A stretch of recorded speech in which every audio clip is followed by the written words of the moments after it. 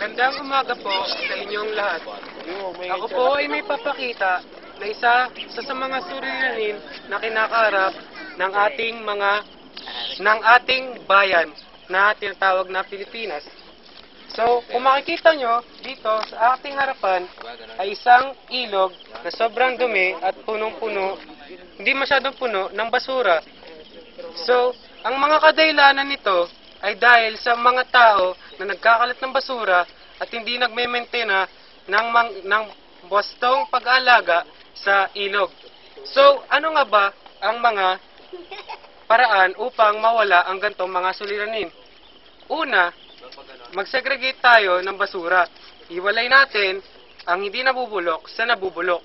Pangalawa, magtanim tayo ng halaman upang mabawasan ang mga tubig na bumabalik sa ilog.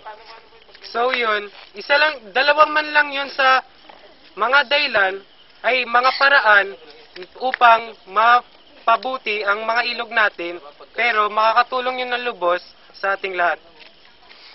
Nandito po tayo ngayon sa isang taniman kung saan nagtatanim ang ating kapwa mag-aral.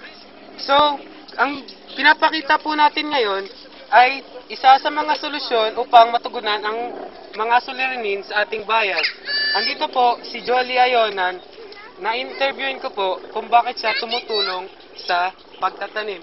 So, Kuya Jolly, bakit ka tumutulong sa pagtatanim ng halaman? Nagtulong-tulong kami na tatanim ng halaman para makatulong sa kalikasan. Yun lang. Tutungo naman tayo sa isa pang estudyante na nagngangalang John Rick Yaiso, na isa rin sa mga nagboluntaryo upang matugunan ang pangangailangan ng mga magsasaka. So, John Rick, kagaya nga tinanong ko kay Kuya Jolly, bakit ka tumutulong sa pagtatanim ng mga gulay? Kaya ako nagboluntaryo o tumulong sa pagtatanim upang matugunan ang pangangailangan ng ating kalikasan. Yun lang ang masasabi ko. So, isa pa sa tatlong estudyanteng nagboluntaryo ay si Rinsel Arbizo. So, andito ngayon si Kuya Rinsel upang sagutin ang ating mga katanungan. Kuya Rinsel, bakit ka tumutulong sa mga magsasaka? Nag-volunteer ako magtanim para gumanda ang ating kapaligiran, magkaroon ng pinagkukuha ng pagkain sa pang-araw-araw. Ang pangalawa ko pong naisip na paraan upang magkaroon ng kalinisan sa ating bansa ay ang pagsisegregate ng basura. So makikita po natin, may nakakalat na dalawang uri ng basura. Una, ang di nabubulok at ang nabubulok. So saan nga ba dapat natin nilalagay ang mga gantong basura?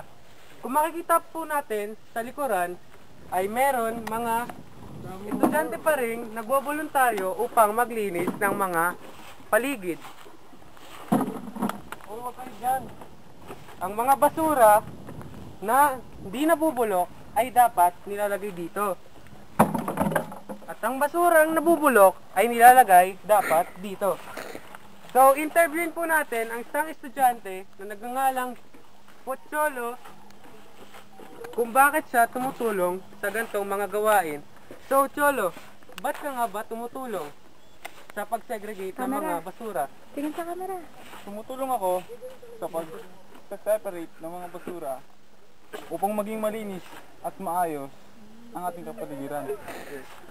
So, maraming salamat sa inyong pagboboluntaryo.